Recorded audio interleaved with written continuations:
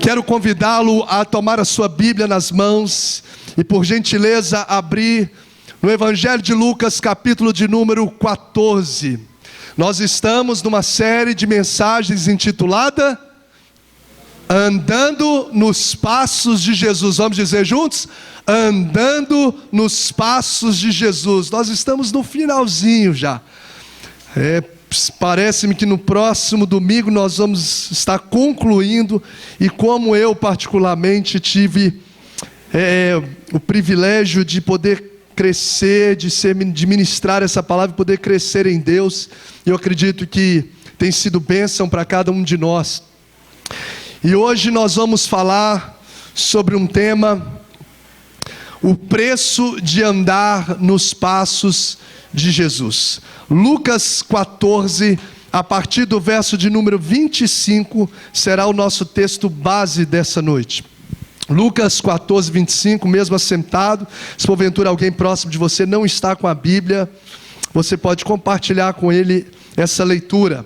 A palavra do Senhor nos diz assim: Lucas 14, 25, grandes multidões o acompanhavam, e ele voltando-se lhes disse: se alguém vem a mim, e não aborrece a seu pai, e mãe, e mulher, e filhos, e irmãos, e irmãs, e ainda a sua própria vida, vamos ler juntos?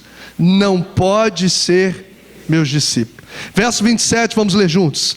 E qualquer que não tomar a sua cruz e vier após mim, não pode ser meu discípulo. Verso 28, pois qual de vós, pretendendo construir uma torre, não se assenta primeiro para calcular a despesa e verificar se tem os meios para concluir? Para não suceder que, tendo lançado alicerces e não podendo acabar, todos os que a virem zombem dele, dizendo: este homem começou a construir e não pôde acabar. Ou qual é o rei que, indo para combater outro rei, não se assenta primeiro para calcular se com 10.000 homens poderá enfrentar o que vem contra ele com 20.000? Caso contrário, estando o outro ainda longe, envia-lhe uma embaixada pedindo condições de paz. Verso 33 e último, vamos ler? Assim, pois, todo aquele que dentre vós não renuncia a tudo quanto tem, não pode ser meu discípulo. Vamos ler mais uma vez o verso 33?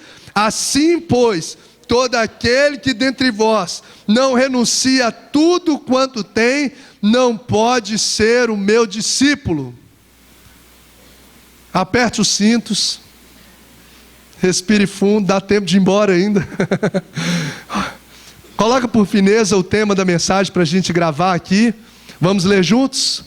O preço de andar nos passos de Jesus. Mantenha esse texto aberto, daqui a alguns instantes nós vamos estar falando sobre ele. Está ótimo. Queridos, o preço de andar nos passos de Jesus. Todos nós tomamos muitas decisões e fazemos muitas escolhas na vida.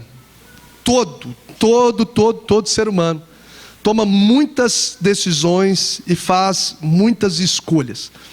E sobre esse aspecto eu quero destacar alguns princípios ou alguns aspectos básicos e relevantes sobre decisões e escolhas. Grave esses aspectos que servirá muito para a nossa reflexão de hoje. Primeiro aspecto, acerca de decisões e escolhas. O ato de escolher não tem como se esquivar de exercer.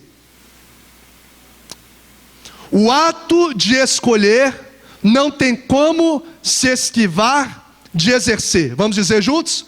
O ato de escolher não tem como se esquivar de exercer. Ou seja, fazer escolhas, tomar decisões, é algo que faz parte da rotina de todo ser humano.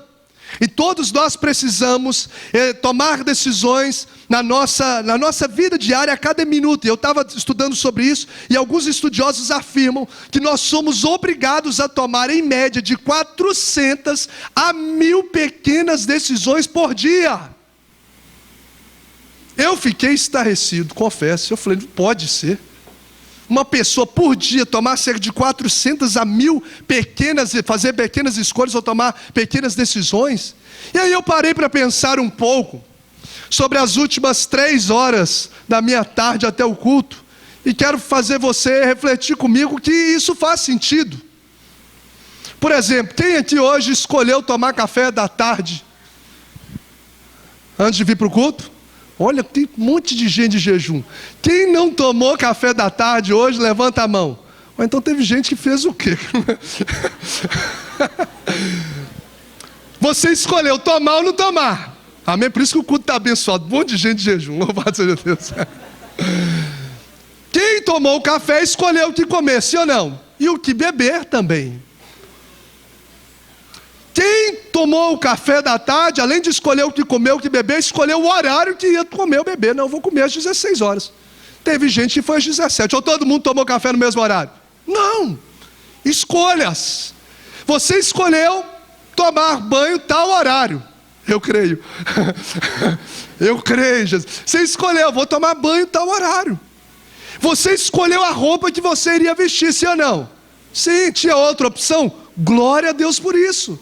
Você escolheu estar aqui, mas você poderia estar em outro lugar? Sim, poderia estar em casa ou qualquer outro lugar, mas você escolheu o melhor lugar, amém, querido? Escolheu. Você escolheu as ruas, se você veio de carro, de moto, de bicicleta, a pé. Você escolheu as ruas que você queria passar. O tempo todo. Você escolheu, se veio de carro, por exemplo, ou moto, ou qualquer outro veículo, o lugar onde você queria estacionar. Não vou estacionar aqui não, que está meio apertadinho. Vou pagar um mico aqui na hora de fazer a baliza. Vou estacionar um pouco mais. Você pensou, você escolheu. Você escolheu o lugar de sentar aqui. Ou alguém te obrigou a sentar onde você está. Você escolheu cumprimentar ou fingir que o irmão nem viu. Não, vou fingir que eu nem estou vendo. Jesus viu. Você escolheu cantar no louvor ou não cantar, ficar olhando. Você escolheu orar no momento da oração ou ficar no Helmas Airlines, né? Viajando amanhã, né? Olhando para todo quanto é lado. Sim ou não? Dezenas de escolhas aqui rápidas, superficialmente analisando. Nos provando, irmão, que o ato de escolher não tem como se esquivar de exercer. Até o fato de você não escolher já é uma escolha. Até esse fato. Porque quando eu não escolho escolher, eu estou fazendo a escolha de não escolher. Deu para entender? Eu estou fazendo a escolha de não escolher quando eu não escolho. Então o tempo todo eu percebo que é inevitável o ato de fazer escolha na vida. Então hoje no culto você está tendo oportunidade e vai continuar tendo inúmeras oportunidades de fazer boas escolhas no culto.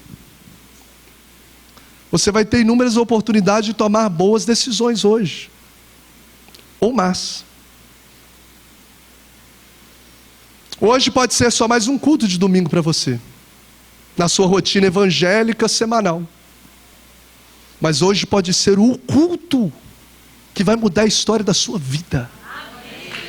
Hoje pode ser o culto onde você entrou aqui dizendo: eu não saio daqui igual Jacó enquanto o Senhor não me abençoar.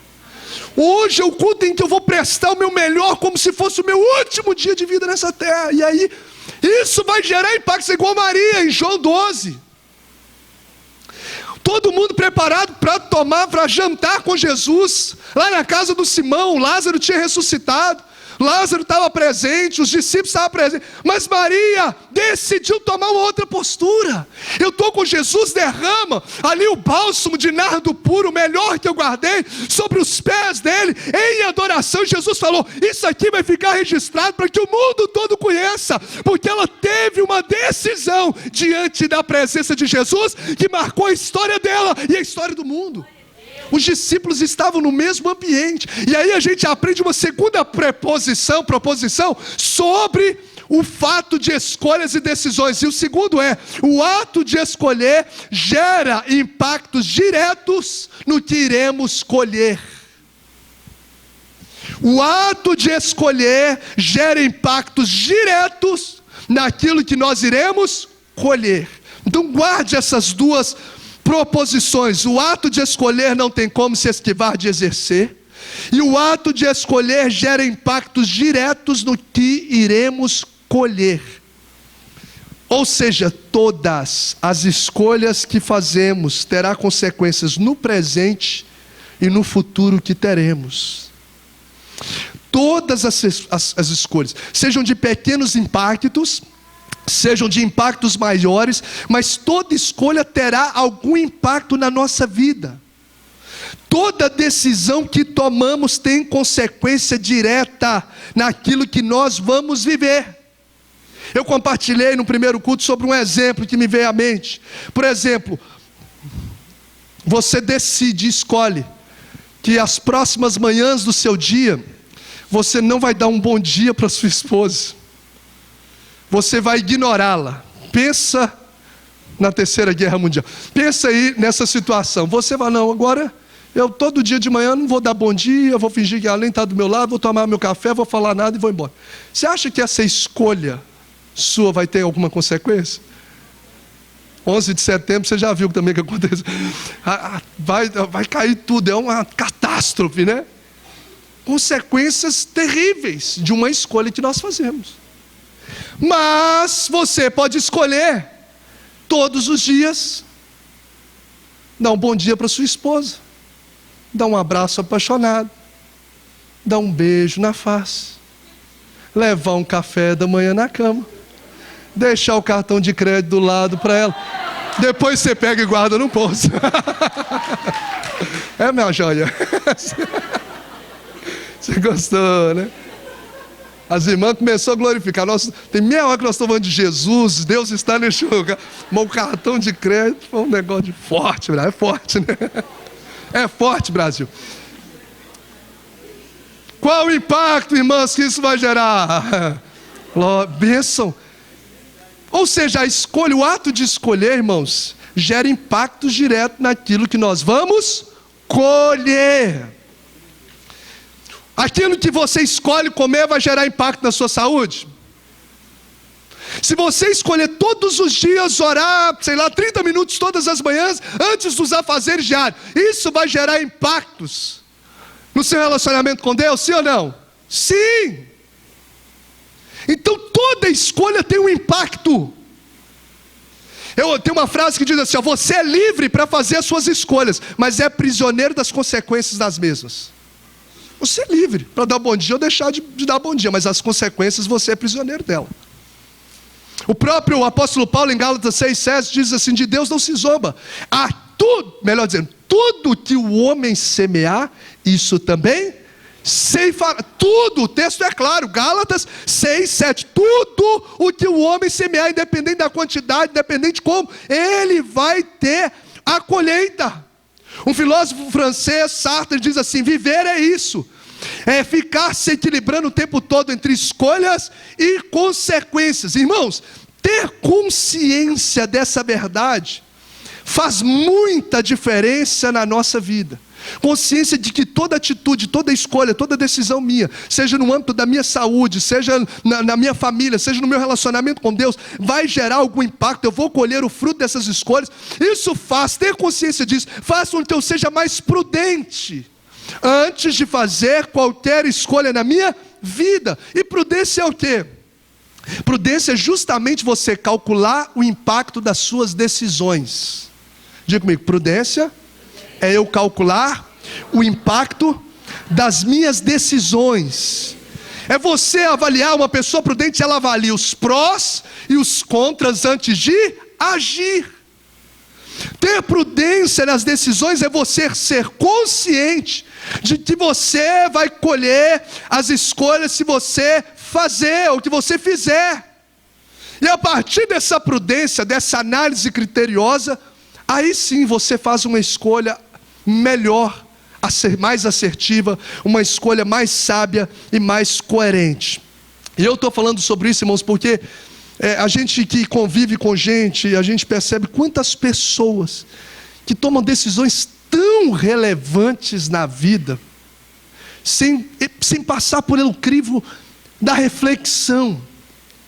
Tanta gente que toma tanta decisão importante na vida de qualquer jeito. A pessoa escolhe namorar com um camarada da noite para o dia, sem conhecer a história, o histórico, a família, se o temperamento, ela vai estar disposta a alinhar com o temperamento dele, com os objetivos. Começa a namorar por decisões emocionais. E muitos casam por carências emocionais.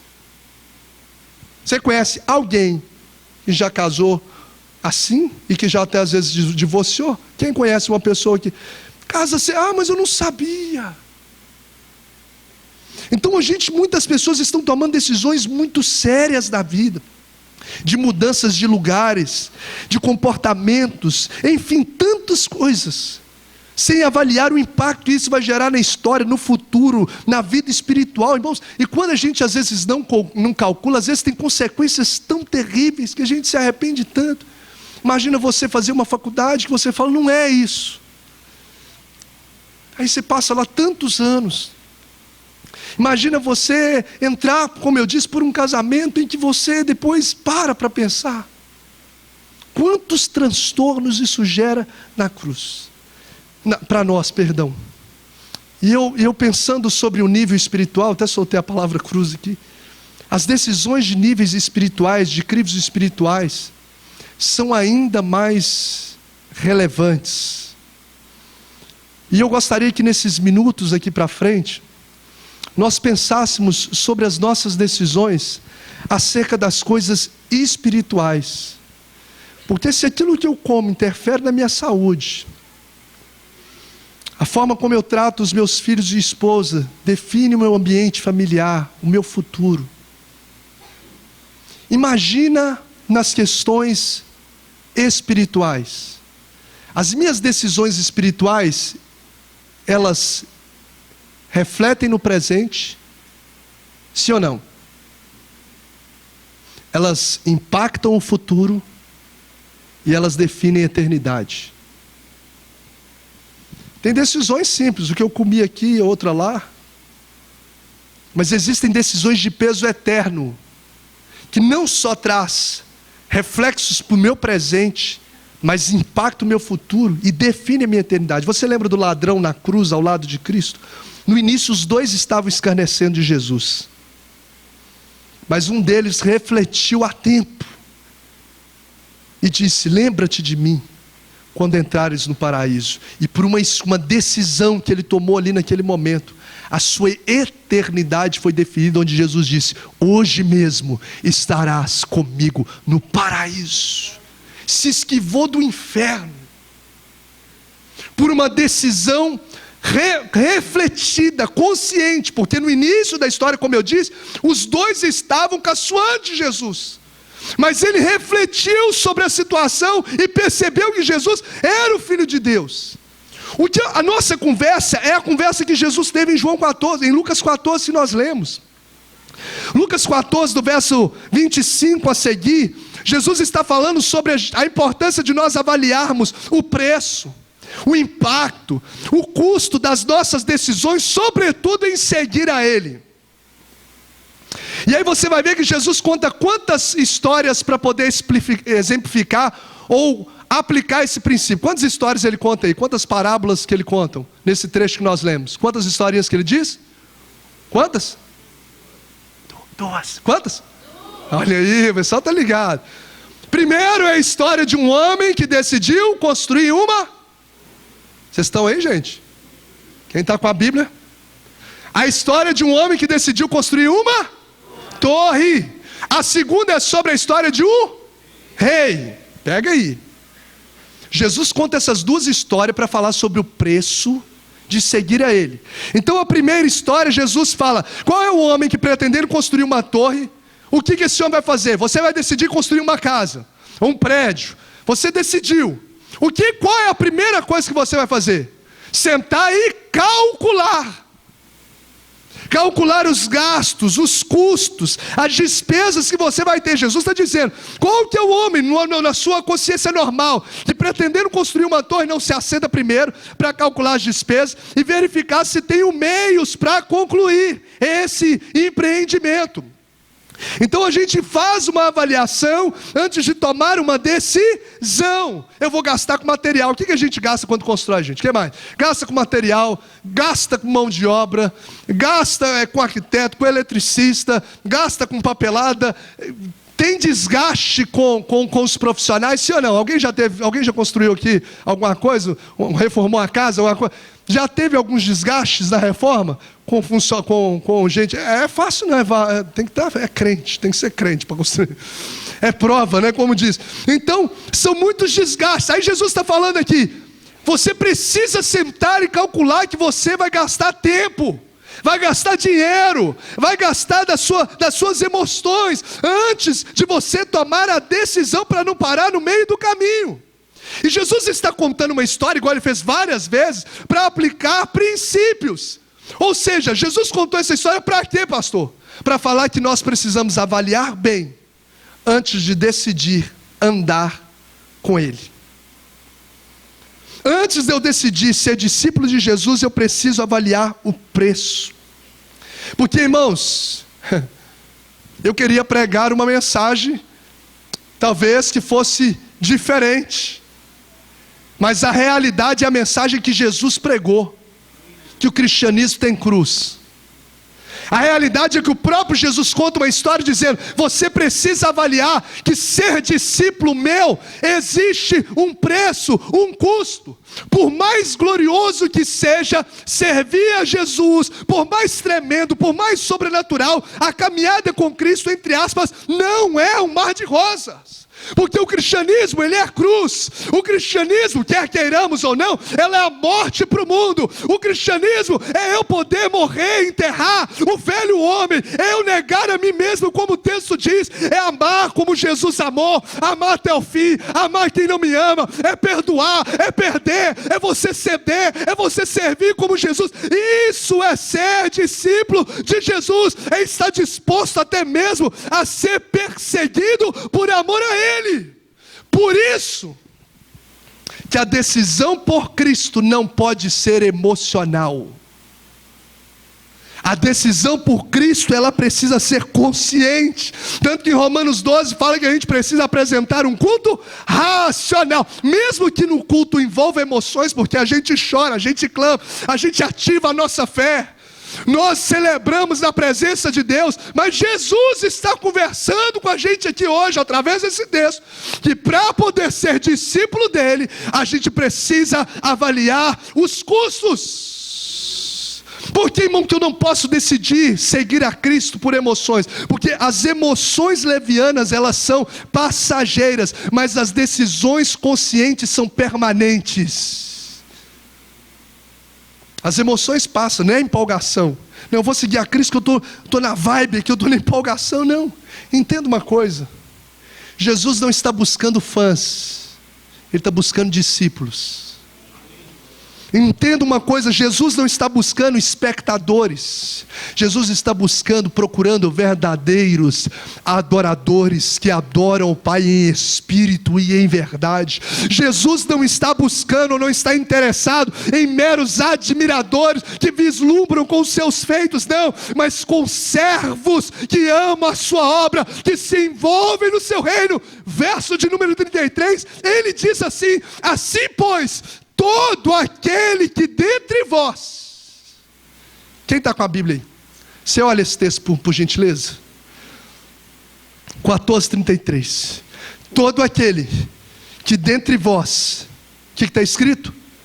Não renuncia a tudo quanto tem. O que o texto diz? Essa frase está por 3 vezes nesse texto. Se você e eu não renunciarmos, estivermos dispostos a renunciar tudo que nós temos, nós não podemos ser o seu discípulo. Irmãos, e Jesus sempre deixou muito claro que ser discípulo dele tem um preço. Tanto que no sermão, tão conhecido Sermão do Monte, ele diz que a porta ela é estreita. E o caminho é como? O caminho é apertado, mas é o caminho que dá vida. Jesus disse que no mundo, falando para os discípulos, vocês terão aflições. Tem de bom ânimo, mas vai ter aflição. Salmo 34, verso 19, se não me falha a memória, diz que muitas são as aflições de quem? O justo. O texto complementa sempre com bálsamo, mas o Senhor de todas o livra, louvado seja Deus. Mas o justo mesmo, o cara que é fiel a Deus, ele vai passar por muitas provas. E se não bastasse, em Mateus 5, Jesus fala assim: felizes os que sofrem perseguição por causa da justiça, porque deles é o reino dos céus. O verso 11 diz assim de Mateus 5: bem-aventurados sois quando vos insultarem, e perseguirem, e mentindo disserem todo mal contra vós por minha causa. Exultai, alegrai-vos sobremaneira, pois é esplêndida a vossa recompensa nos céus, porque assim perseguiram os profetas que viveram antes de vós. 2 Timóteo 3,12 diz assim: ora, todos quantos querem viver piedosamente em Cristo serão perseguidos. Portanto, irmãos, avalie muito bem antes de você decidir a caminhada com Cristo. Por que essa preocupação de Cristo? Para que eu e você não comecemos, melhor dizendo, algo e interrompamos a nossa caminhada. O desejo de Cristo é que você vai no calor das emoções e pare no meio do caminho. Tanto que o texto diz justamente sobre isso. Diz assim: para não suceder, o cara que não verificar na hora de construir a torre, para não suceder que tendo lançado os alicerces e não podendo acabar, todos vierem a ele e zombem dele, dizendo: esse homem começou a construir e não pôde acabar. Para que ele não termine, para que ele não interrompa, melhor dizendo, antes de terminar, para que ele não pare o projeto. Porque o sucesso do projeto, irmãos, não é apenas começar bem, mas sobretudo terminar bem. Afinal, aquele que perseverar até o fim será salvo. Não é quem simplesmente começa bem, mas é aquele que persevera e termina bem. O que persevera até o fim, este será salvo. Salomão diz em Eclesiastes 7:8: a parte é, melhor é o fim das coisas do que o começo. Então às vezes a gente começa a nossa caminhada com Cristo assim, ó, pum, e de repente, ó, a nossa chama do primeiro amor vai abaixando, a nossa vida de santidade vai acabando, a nossa vida de comprometimento e envolvimento no reino só vai caindo. Será que nós não estamos avaliando muito bem? Será que de fato eu sou um discípulo de Jesus? Porque o discípulo de Jesus, ele deve perseverar até o fim. Irmãos, Lúcifer, ele começa como um querubim e termina como um demônio. Judas começa como um discípulo nomeado por Jesus, mas ele termina como um traidor. Então a gente precisa avaliar o nosso cristianismo. A gente precisa avaliar a nossa caminhada com Deus. Hoje o cristianismo, o evangelho está em alta, está na moda, um monte de gente convertendo. Hoje ninguém mais assim, se converter, antes era aquele motivo de perseguição, de vergonha, de exclusão. Hoje não, hoje está ibope. E às vezes a gente nessa vibe, nessa onda, a gente perde os princípios, a comunhão com Deus, a vida de oração, a vida de santidade, a vida de caráter, a vida de fruto do Espírito, meu irmão. E o Senhor nos levante para ser uma igreja que reflete a face de Cristo, a glória de Cristo, o caráter de Cristo, aonde colocarmos a planta dos nossos pés. Se alguém quiser vir após mim, negue-se a si mesmo, tome a sua cruz e siga-me. E não é pequeno o número de pessoas que infelizmente tem começado a caminhada cristã, mas por qualquer bobagem tem abandonado Cristo e a igreja. Por qualquer bobagem. Você quer ver? Quem aqui conhece pelo menos uma pessoa desviada do evangelho, que toma esse nome? Dá um sinal assim forte para eu ver. Olha aí, irmãos. Se eu perguntar quem conhece, 5. Infelizmente começaram bem, mas não perseveraram na caminhada. E a gente precisa orar e blindar o nosso coração para que nós não sejamos essas pessoas. Essas pessoas que às vezes hoje estão aqui e amanhã se entregam no mundo e abandonam Cristo. E lembre-se, As suas escolhas do presente vão definir a sua eternidade.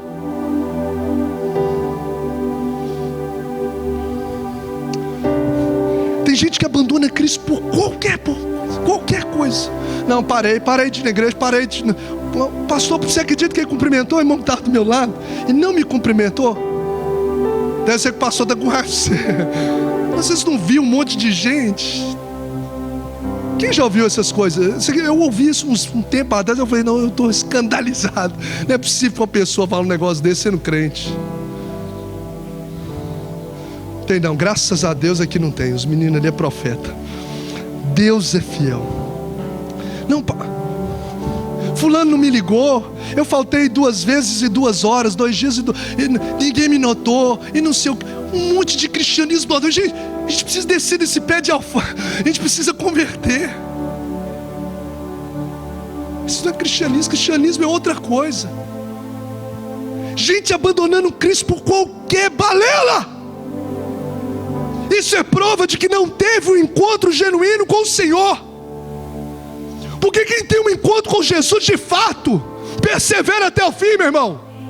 É perseguido, é vilipendiado, mente, as pessoas mentem contra ele, mesmo ele sendo fiel, e ele permanece com Cristo. Tudo fora disso é mentira, desculpa, é balela. Jesus olhou para Pedro e chamou Pedro de Satanás.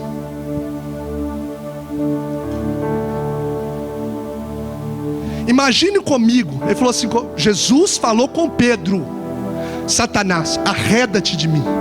Quando Pedro falou, não, você não vai morrer não. Satanás, arreda-te de mim. Imagine você aqui, ó, da primeira igreja, ouvir de mim te chamando de Satanás. Você continuaria seguindo? Hã? Chegar para o seu irmão, sai daqui, o seu Satanás. Exemplo, tá blindado, em nome de Jesus. Você ia falar mal de mim pro resto da sua vida. Mas Pedro não, ele sabia em quem ele cria. Ele sabia quem ele seguia. Ele conhecia o seu mestre. Para onde irei eu, se só tu tens palavras de vida eterna? Não existe outro como ele. E a gente, por qualquer coisa, meu irmão, vá pesquisar lá, ó, ministério, portas abertas, que dá assistência para a igreja perseguida, para a gente ver o que é ser crente. Nós estamos aqui no Ocidente, a gente não tem noção às vezes. Vai lá em Guiné-Bissau, onde está o missionário André, vai ver o que é uma igreja, a servir ao Senhor sem teto, sem nada, banco de madeira. E gente reclama, mas o senhor está alto demais, pelo amor de Deus, eu vou ficar aqui nunca mais, vou embora. Ah, pelo amor de Deus, vai se converter. Como diz aquela mulher, vai se converter, vai se converter, vai se converter. A cada 3 minutos morre um cristão perseguido. A cada 3 minutos. Conta aí 3 minutos. Está morrendo um por não negar a Cristo. Eles pegam, nós vamos matar o seu filho, nós vamos estuprar a sua mulher. Você vai negar a Cristo? Não vou. Como é que é o nome daquele pastor? Nós tivemos a oportunidade, eu já compartilhei algumas vezes com a igreja, de estar num seminário onde tinha um pastor da igreja perseguido. Me fugiu o nome fictício dele. Eles estupraram a esposa dele na frente dele, para que ele pudesse negar a Cristo, para que ele parasse de pregar o evangelho. Ele era um ex-muçulmano. Penduraram ele de cabeça para baixo, amarraram um saco na cabeça dele, como se fosse saco de cimento, e colocou ratos e baratas e amarrou a mão dele de cabeça para baixo. Nega a Cristo, e batia, ele não negava a Cristo. Recentemente nós levantamos um clamor, recentemente deve ter uns 2 anos, 1 ano e meio atrás mais ou menos, se não me falha a memória, um clamor porque novamente pegaram ele. Porque ele tem uma igreja perseguida que funciona de madrugada. O culto começa de madrugada, depois de 1, 2 horas da manhã, e vai às vezes até quase 4 horas da manhã, quase todos os dias. Uma frequência de quase 300 pessoas, onde as pessoas têm que entrar por um túnel para cultuar, porque só lá tem a Bíblia, porque eles não podem ter na casa deles. E as pessoas estão lá o tempo todo. São gente como a gente, que precisa comer, dormir, que tem trabalho, que tem família. mas se entende que nada vai parar o valor de Cristo, a adoração a Cristo no coração deles.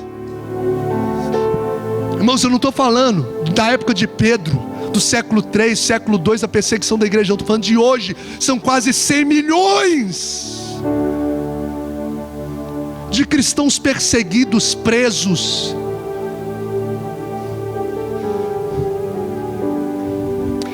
Eu acredito que chegou o tempo da gente criar maturidade na nossa fé. Eu acredito que chegou o tempo da gente parar com meninice, tempo da gente crescer e ser discípulo como Ele nos convoca para ser, o discípulo que é a imagem do seu mestre, o discípulo que anda nos passos do seu mestre, o discípulo que tem a poeira dos mestres sobre os seus pés, porque aonde o mestre põe o pé, ele põe atrás a ponta da poeira dos pés dos mestres sobre o seu pé, de tamanha intimidade, que Deus nos levante como discípulos genuínos do Senhor Jesus. Uma igreja que é discípula de Jesus.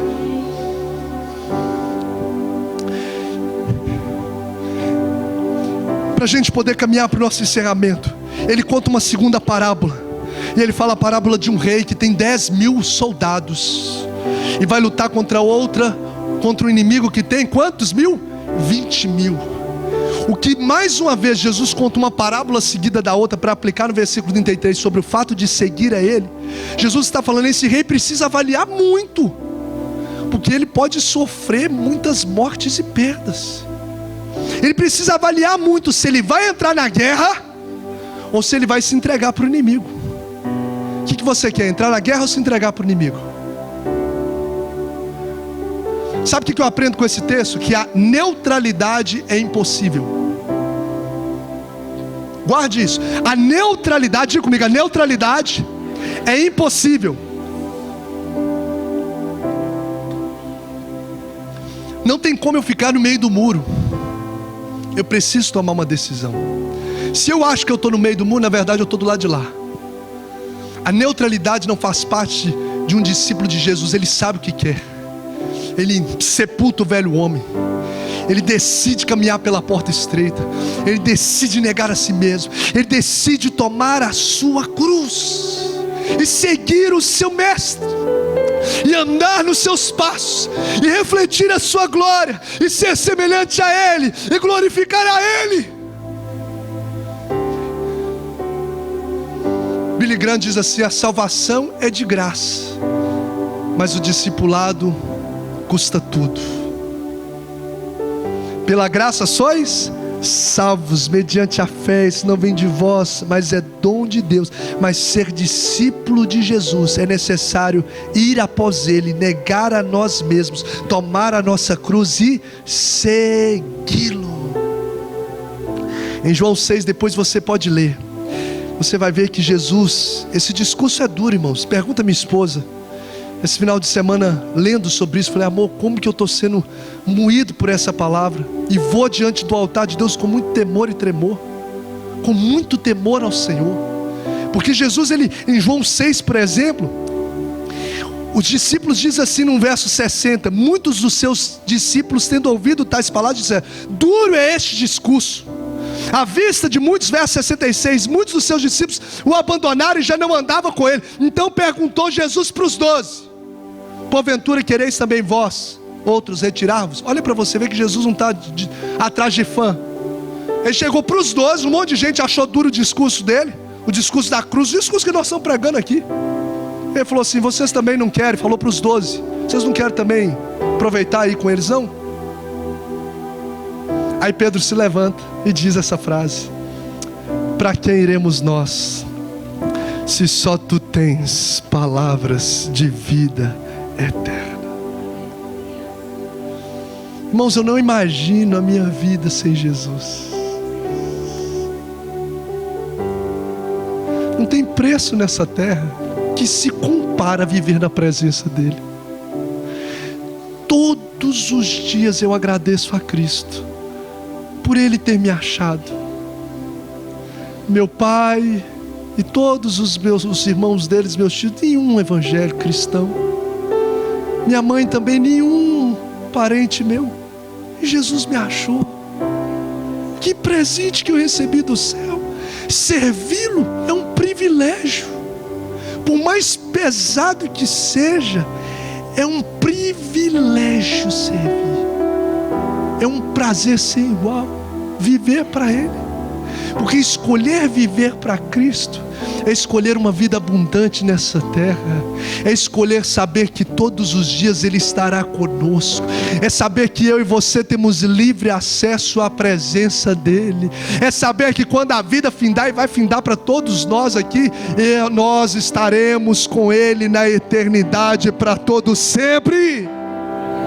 Não tem nada mais sublime do que viver por Cristo. É uma honra sem igual. Para a gente finalizar, 2 preços que são pontuados nesse texto sobre andar com Jesus. Primeiro, renúncia total. Dá tempo de ir embora. Verso 33: assim pois, todo aquele que dentre vós não renuncia a tudo quanto tem, não pode ser meu discípulo. Está aqui, irmãos. Não tem jeito de mudar, não está aqui. Quem crê que a palavra de Deus é verdade? Aquele que não renunciar a tudo quanto tem, não pode ser o meu discípulo. Jesus está nos instruindo aqui a abrir mão de tudo aquilo que ocupa o primeiro lugar na nossa vida. Se há algo que ocupa o primeiro lugar na nossa vida, que está acima de Cristo, a gente precisa tirar do nosso coração. E às vezes a gente hoje, melhor dizendo, hoje a gente pode avaliar sobre, será que existe algo que está acima de Cristo? Às vezes o seu trabalho. Será que Cristo é prioridade na sua vida? Prioridade é fácil da gente definir, é tudo aquilo que eu dedico tempo e atenção. Se eu dedico tempo e atenção, aquilo é prioridade. Você acredita que Jesus é prioridade no seu coração? Você acredita que Jesus é prioridade no seu tempo? Você acredita que Jesus é prioridade no seu pensamento? Você acredita que Jesus é prioridade nas suas decisões? Nós vivemos num mundo em que muitos cristãos não conseguem renunciar praticamente nada por Cristo, muito menos às vezes tudo, como o texto aqui nos diz, renunciar a tudo que a gente tem e servir e seguir o nosso mestre. Irmãos, vir à igreja é importantíssimo, a gente alimenta, mas ser discípulo de Jesus está muito além disso, está mais além do que isso. Será que Jesus ocupa o primeiro espaço, o primeiro lugar no nosso coração? E por fim, o segundo preço é suprema devoção, porque o texto diz assim, olha que difícil de ler esse texto. Se alguém, na minha versão, está uma tradução que diz assim: se alguém vem a mim e não aborrece a seu pai, sua mãe, mulher, filhos, irmãos e irmãs e ainda a sua própria vida, não pode ser meu discípulo. Eu fui pesquisar esse texto no original grego, misein, que significa, onde está descrito aborrecer, algumas versões já tem uma nova tradução, significa amar menos, ou não amar com a mesma intensidade. O que Jesus está dizendo não é que você vai fazer maldade contra a sua família, eu vou aborrecer meu pai, não é isso. No original grego está dizendo, se alguém não vem a mim, e como se estivesse transliterando, e não ama menos o seu pai, a sua mãe, a sua mulher, os seus filhos, do que a mim, não pode ser meu discípulo. Ou seja, a nossa maior devoção deve ser dada a Ele. Discípulo dedica o maior do seu amor. O que o texto está dizendo é que alguém que não ama mais do que todas as pessoas que são seus vínculos mais fortes na terra, o texto diz, não pode ser o meu discípulo. Não é que você tem que deixar de amar os outros, não, é mas dizer que o seu amor a Jesus deve ser ainda maior. Ainda maior. Você lembra do Abraão?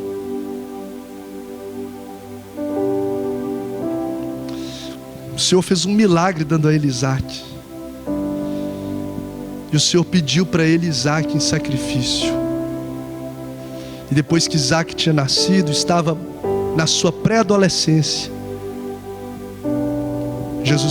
Deus falou, melhor dizendo, para ele sacrificar Isaac, e ele foi para o Monte Moriá sacrificar Isaac. O jovem rico, Jesus falou, vende tudo que você tem e segue. Ele foi embora triste, porque as coisas do mundo estavam em maior valor dentro do coração dele do que Cristo. Mas os discípulos, Jesus chamou homens que eram profissionais, bem-sucedidos para segui-lo e deixar tudo, e eles deixaram tudo e seguiram. Pedro e João tinham uma empresa de pesca, mas o texto diz: deixaram tudo e seguiram. Mateus tinha um concurso público, passou num concurso, era coletor de impostos, deixou tudo e seguiu. Preste atenção, talvez Jesus não vai te pedir nada disso, mas se Ele te pedisse, de 0 a 10, qual o nível que você acredita estar o seu amor por Cristo, de entrega e devoção? Aquele que não renunciar a tudo não pode ser o meu discípulo. Qual é o primeiro mandamento que Jesus deixou? Amar a Deus com todo o meu entendimento, com toda a minha alma, com todas as minhas forças. Minha oração é que hoje o nosso cristianismo seja lapidado. A minha oração é que a nossa face seja esculpida à semelhança dele, para refletirmos a glória dele na nossa casa, nessa sociedade. Sabe por quê, irmãos? Eu e você, eu quero finalizar aqui, nós só estamos aqui vivos e existimos por causa dele. Ou tem alguém aqui que auto se criou? Você escolheu? Não, eu escolhi no dia 26 de dezembro de 1981. Eu estou vivo. Quem está vivo aí? Ele te esculpiu no ventre da sua mãe. Você só está vivo porque Ele quis. Você foi criado por Ele e foi criado para a glória dEle. Eu e você estamos aqui e fomos salvos porque Ele pagou um preço altíssimo. Tudo que a gente fizer ainda é pequenininho diante do tamanho do preço que Ele pagou na cruz do Calvário, onde nós nunca conseguiríamos pagar tamanho preço pelos nossos pecados. Mas Ele deixou o céu, habitou entre nós, morreu na cruz, derramou o seu sangue precioso e nos limpou e nos lavou, pavimentou a estrada rumo aos céus. E quando a vida findar, nós estaremos com Ele para toda a eternidade. Bendito seja o nome do Senhor. Você pode aplaudir e glorificar esse Jesus que cuida de você, esse Jesus que te criou, esse Jesus que te trouxe aqui nessa noite. Eu quero convidar você a colocar-se de pé. Espírito de Deus, Espírito de Deus, Ministério de Louvor, Espírito de Deus, você tem alguma coisa para falar com Jesus? Espírito de Deus, Espírito de Deus, hoje pode ser mais uma noite, mas lembre, nenhum de nós temos a opção de se esquivar de exercer decisões, tomar decisões e fazer escolhas. Nenhum de nós.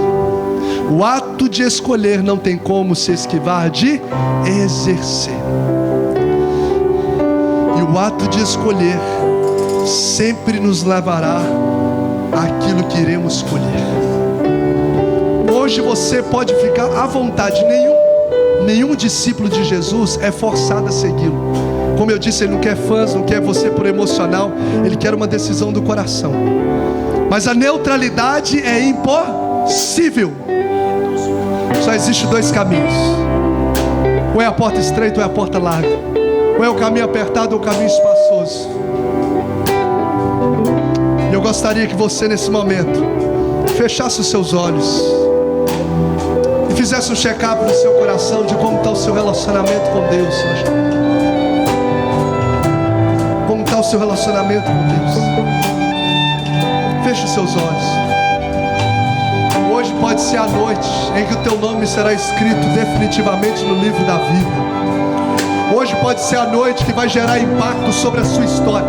Se você me perguntar, pastor Bruno, qual a melhor decisão que você já tomou na sua vida? Eu amo, irmãos, a minha esposa, decidi casar com ela. Eu amo o curso que eu fiz. Eu amo muitas decisões importantes que eu tomei.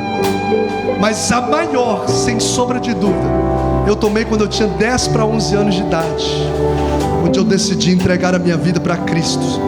E toda a minha história, minha família, meu futuro, tudo que eu tenho, sofreu um impacto de glória, de graça, de bênção, por essa decisão de negar a mim mesmo, de tomar a minha cruz e de seguir os passos do meu Mestre, de decidir amar como Ele, perdoar como Ele e viver aquilo que Ele tem preparado para a minha vida.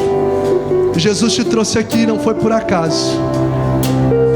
Está te dando uma oportunidade para tomar uma decisão, uma escolha que gerar impactos positivos ou negativos na sua história. Depende da sua escolha. E eu quero convidar você para a gente poder finalizar, fechar os seus olhos neste momento. E se porventura você decide hoje entregar a sua vida para Jesus, feche os seus olhos, mas preste atenção.